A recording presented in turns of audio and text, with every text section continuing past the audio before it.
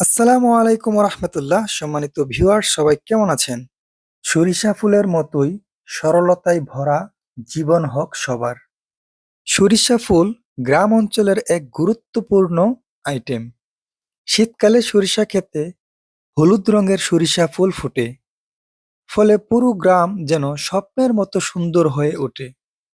এই ফুলের মিষ্টি সুবাসে প্রাকৃতিক সৌন্দর্য বৃদ্ধি এবং নরম বাতাসের ছোঁয়ায় সবকিছুকেই মনোমুগ্ধকর তোলে। আমরা জানি সরিষা ফুল থেকে সরিষার দানা হয়, আর এই সরিষার দানা থেকে সরিষার তেল হয়। অধিক ফলন পেতে সরিষার যেসব জাত নির্বাচন করবেন।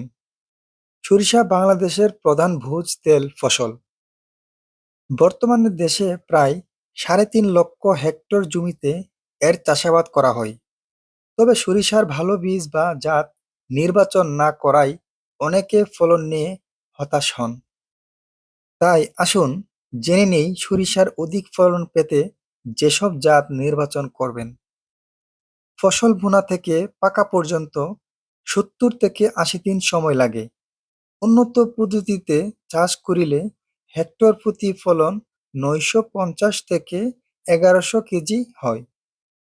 বীজে তেলের পরিমাণ ৩৮ থেকে ৪১% হয়। দেশ এবং প্রবাস থেকে যারা আমার এই ভিডিওটি দেখছেন, সবাইকে জানাই আন্তরিক শুভেচ্ছা এবং অভিনন্দন।